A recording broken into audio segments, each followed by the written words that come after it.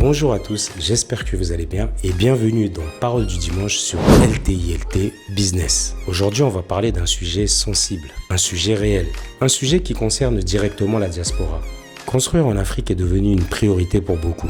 Acheter une maison, acheter un terrain, construire, laisser quelque chose. L'idée est souvent simple. On travaille en Europe, on construit au pays et un jour, nos enfants hériteront. C'est une belle vision, une vision logique, une vision pleine d'espoir. Mais une réalité existe, une réalité dont on parle très peu, une réalité parfois difficile. Nos enfants grandissent en Europe, ils font leurs études en Europe, ils construisent leur vie en Europe, ils travaillent en Europe. Et parfois, ils ne rentrent jamais.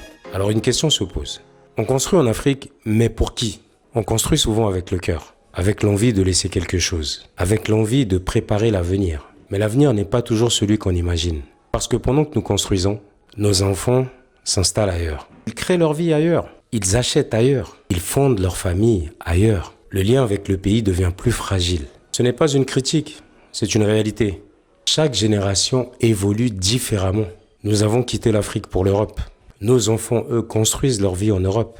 Et c'est normal. Mais cela change une chose importante, la question de l'héritage. Parce que lorsqu'on construit en Afrique, on pense souvent à ses enfants. Mais ces enfants, seront-ils réellement présents pour gérer ces biens? Seront-ils intéressés? Seront-ils disponibles? Seront-ils attachés à ces projets? Rien n'est sûr. Et c'est à ce moment-là que commence la vraie réflexion. Construire, c'est bien. Mais transmettre, c'est autre chose. Il y a une autre réalité, encore plus sensible. Quand on construit au pays, on n'est pas toujours sur place. On confie, on délègue, on laisse gérer. Famille, frères, cousins, oncles, proches, parents. Au départ, tout se passe bien. On garde pour les enfants. On surveille. On protège. Mais le temps passe. Les situations changent. Les intérêts évoluent. Les réalités deviennent différentes. Et parfois, ce qui devait être temporaire devient définitif. Il existe des situations où, après le décès, les choses se compliquent. Les enfants sont loin. Les documents sont flous. Les titres ne sont pas clairs. Et certains commencent à dire, on va gérer, on va s'en occuper, on va protéger. Et toi? Mais progressivement, la gestion devient possession. Et c'est là que les conflits commencent. Souvent après un événement tragique, un imprévu, la situation devient compliquée. Personne ne veut l'imaginer. Mais cela arrive. Un décès, une maladie, une absence prolongée. Et soudain, les biens restent derrière. La maison, le terrain, les projets. Et les enfants sont loin. Ils ne peuvent pas venir immédiatement. Ils sont occupés. Ils travaillent. Ils ont une vie. Ils ne connaissent pas toujours les démarches. Ils ne savent pas à qui faire confiance. Et pendant ce temps, d'autres, eux, sont déjà sur place. Ah ça, au départ, ils aident. Ils surveillent. Ils protègent. Mais les choses changent. On commence à entendre. C'est moi qui m'en occupe. C'est moi qui est en train de surveiller. C'est moi qui ai investi mon temps. Et progressivement, les discours évoluent. Ce terrain, je l'ai entretenu. Cette maison, c'est moi qui la garde. Ce bien-là, c'est moi qui est en train de gérer. Et parfois, les enfants découvrent tardivement que les choses ont changé. Certains enfants arrivent au pays et trouvent leur maison occupée. D'autres découvrent que le terrain a été partagé. Certains apprennent que les décisions ont été prises sans eux. Et là commencent les tensions. Pas toujours par méchanceté. On laisse le bénéfice au doute. Pas toujours volontairement, mais souvent par absence d'organisation. Parce que rien n'était clairement défini. Pas de stratégie, pas de protection, pas d'anticipation. Et c'est là que l'on comprend une chose importante. Construire ne suffit pas. Il faut aussi protéger. L'erreur n'est pas de construire. Construire est une bonne chose. L'erreur, c'est de construire sans stratégie. Beaucoup construisent avec le cœur, avec l'émotion, avec l'envie de laisser quelque chose, mais sans penser à l'après, sans penser à la succession, sans penser à la gestion, sans penser à la transmission. On construit une grande maison, on construit pour la famille, on construit pour les enfants, mais sans organisation. Et là, les problèmes commencent. Parce que lorsque tout repose sur une seule personne, le jour où cette personne n'est plus là, tout devient fragile. Personne ne sait réellement. Personne ne connaît les détails. Personne ne maîtrise les documents. Et chacun commence à interpréter. Certains vont dire, c'était pour toute la famille. D'autres disent, c'était pour les enfants. Certains disent, j'ai participé. D'autres vont dire, j'ai aidé. Petit à petit, c'est la confusion qui s'installe. Ces problèmes arrivent souvent lorsqu'il n'y a pas de vision claire. Pas de documents précis. Pas de stratégie définie, pas de plan pour l'avenir. Construire une maison, ce n'est pas seulement bâtir les murs, c'est aussi bâtir une organisation. Penser à l'après, c'est penser à la transmission. Sinon, Ce que l'on construit aujourd'hui peut devenir un problème demain. La diaspora fait souvent une autre erreur. Construire trop grand. Construire uniquement pour soi. Construire sans rentabilité. Alors que parfois, une construction rentable est plus facile à protéger. Un studio, une location, un immeuble, un projet structuré. Ce type de bien est bien plus simple à gérer, plus simple à transmettre, plus simple à protéger. Construire intelligemment, c'est aussi penser à ses enfants. Pas seulement aujourd'hui, mais demain. Construire est une première étape, mais protéger est encore plus important. Parce que l'objectif n'est pas seulement de bâtir, mais de transmettre. Et transmettre demande une stratégie. La première chose, c'est la clarté. Qui est le propriétaire? À qui appartient réellement le bien? Quels sont les documents? Quel est le statut du terrain? Ces questions sont essentielles parce que beaucoup construisent, mais ne sécurisent pas réellement. Terrain au nom d'un proche, documents non finalisés, titre pas encore établi, procédures non terminées. Et ces situations peuvent devenir problématiques plus tard. Deuxième élément important, anticiper la succession. On n'aime pas en parler, on repousse, on se dit qu'on a le temps. Mais anticiper, c'est protéger. Prévoir à l'avance qui héritera. Clarifier les choses, évite les conflits. Dire clairement, ce bien c'est pour mes enfants, ou ce bien c'est pour tel enfant, celui-ci pour un autre, etc. Mettre cela par écrit, organiser la transmission. Cela change tout. Et un troisième élément est très important, la gestion. Un bien laissé sans gestion devient extrêmement fragile. Il faut prévoir qui gère, qui surveille, qui entretient. Pas seulement verbalement, mais clairement à l'écrit. Parce que la gestion floue, surtout en Afrique, crée beaucoup de problèmes. Et les problèmes créent les conflits.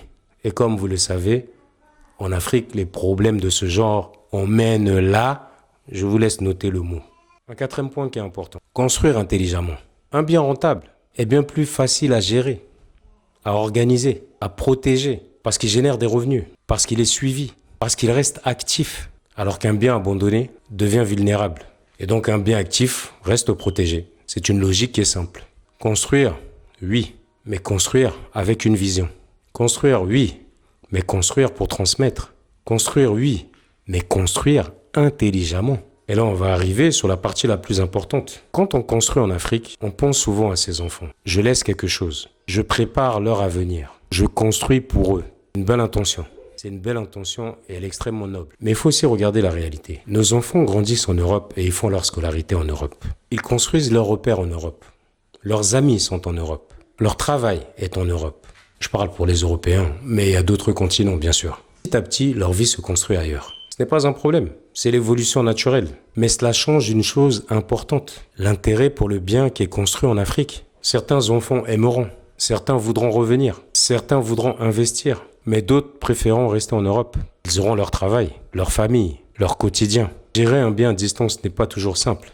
Alors la vraie question devient, construisons-nous pour eux ou construisons-nous pour nous-mêmes? Parce que parfois on construit une grande maison que personne n'occupera. Une maison familiale qui restera vide. Une maison difficile à gérer, difficile à entretenir, difficile à transmettre. Alors qu'un bien rentable reste utile. Studio, location, petit immeuble, projet structuré. Même si les enfants ne rentrent pas, le bien continue de vivre. Il génère des revenus, il est entretenu, il garde sa valeur. Et très souvent, il prend de la valeur. Et les enfants peuvent décider plus tard. Garder, vendre, transformer. Ils ont le choix. C'est ça, construire intelligemment. Construire pour laisser une liberté, pas une contrainte. Parce que l'objectif n'est pas seulement de laisser des murs, mais de laisser une opportunité. Pas seulement une maison, mais un patrimoine. Pas seulement un souvenir, mais une stratégie. Et ça change tout. Et une réalité dont on parle très peu. Mais elle existe. Et beaucoup d'entre nous l'ont déjà vécu.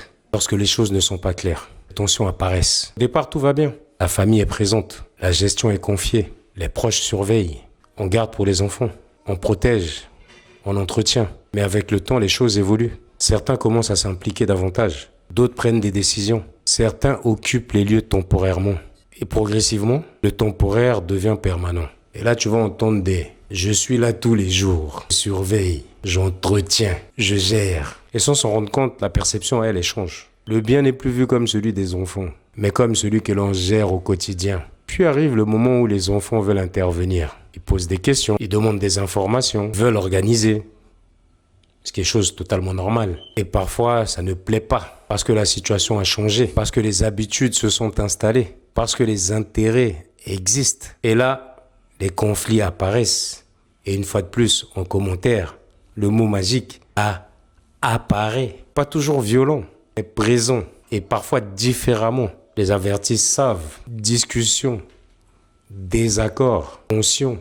Et parfois, rupture familiale. C'est dur, c'est sensible. Mais cela arrive.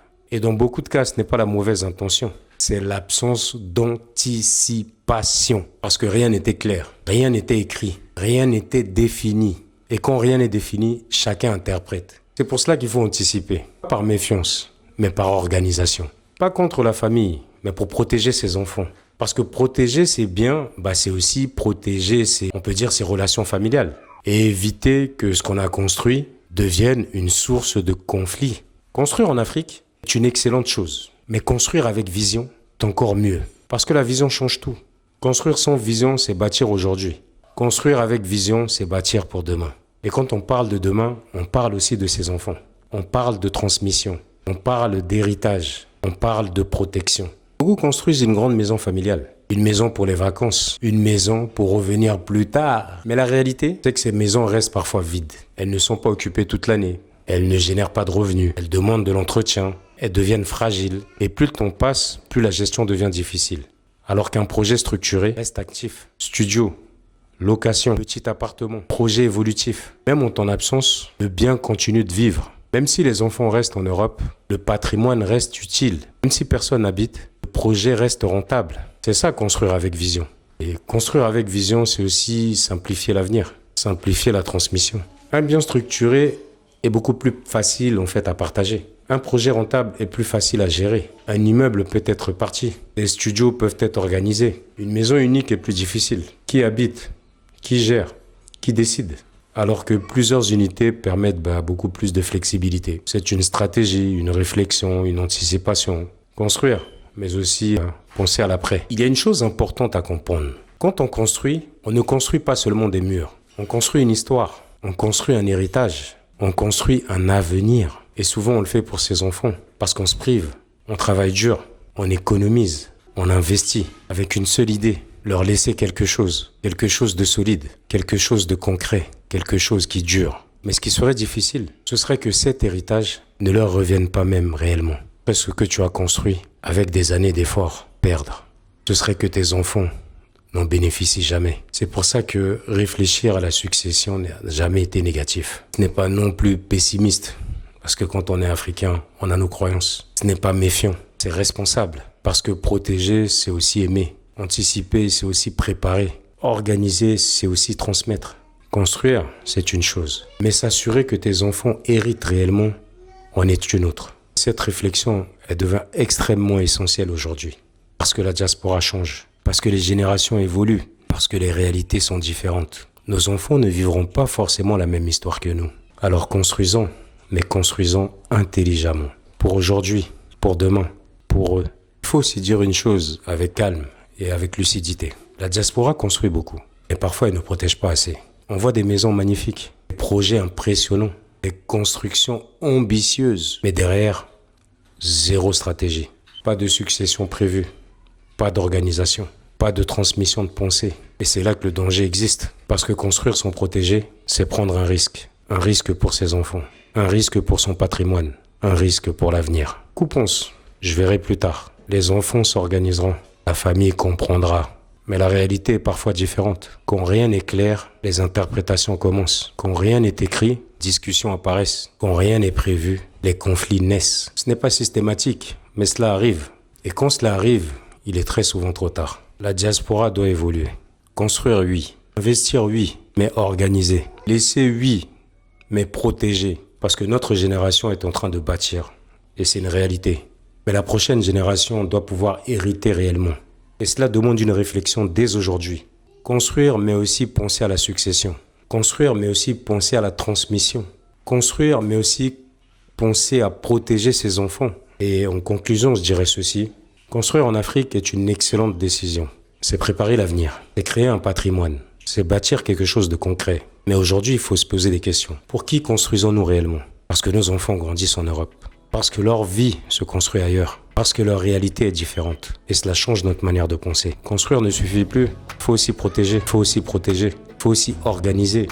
Il faut aussi anticiper. Parce que l'objectif n'est pas seulement de laisser des murs, mais de laisser un héritage, un patrimoine qui est clair, un projet structuré, quelque chose que nos enfants pourront réellement récupérer. Construire une grande maison peut être une fierté, mais construire intelligemment peut être une protection, un bien rentable, un projet structuré, une organisation claire. Et tout cela facilite la transmission et surtout évite les conflits. Parce que protéger c'est bien, c'est aussi protéger sa famille. Et protéger sa famille, c'est aussi protéger ses enfants. La diaspora construit aujourd'hui, mais doit aussi penser à demain. Penser à la succession, penser à la transmission, penser à la protection. Parce que nous construisons aujourd'hui doit réellement revenir à ceux pour lesquels nous construisons, nos enfants. Et je vais le répéter, construire oui, mais construire intelligemment. Construire oui, mais construire avec une vision. Construire oui, mais construire pour transmettre. Merci à tous. Pète. LT Business, s'élève-toi, investis et surtout libère-toi. Alors si cette vidéo t'a plu, je t'invite à la partager à qui ça pourrait toucher et faire beaucoup réfléchir. Et je pense que nous sommes nombreux à être dans ce cas où on se lance, où on démarre des projets, où on fait le nécessaire pour nos enfants, parfois pour notre famille, parfois pour des proches qui nous sont très chers. Et parfois quand on ne prend pas les devants, quand on ne protège pas ses biens, quand on n'a pas fait le nécessaire à ce niveau-là, bah c'est une perte. Parce que derrière, ceux qui vont les récupérer ne sont peut-être pas ceux avec lesquels on était enfant, avec lesquels on s'entendait, ceux avec lesquels on passait du bon temps, etc. Avec lesquels on a partagé des bons moments. Vraiment penser à ça. Et pire encore, quand vous ne protégez pas, ben c'est vos enfants derrière qui en pâtissent. On en a vu beaucoup, il y a beaucoup d'histoires. Même si on ne croit pas, il y a quand même beaucoup de faits qui laisseraient à dire que dans certaines circonstances, il y a beaucoup de drames en fait qui se produisent et qui se passent. Donc, protéger vos biens, c'est protéger vos enfants, mais c'est aussi protéger votre famille. Parce qu'à travers ça, il y a beaucoup de choses qui se passent. Tout se passe de jour, mais la nuit, il y a beaucoup de choses qui se passent. Donc, c'est une protection physique, mais qui agit aussi dans le spirituel. Et apparemment, l'un ne va pas sans l'autre. Donc, pensez à tout ça. Battez-vous, mettez de l'avenir et faites ce qu'il faut pour vos enfants. Merci d'avoir suivi. On se dit à très bientôt pour un autre Parole du dimanche. Ciao.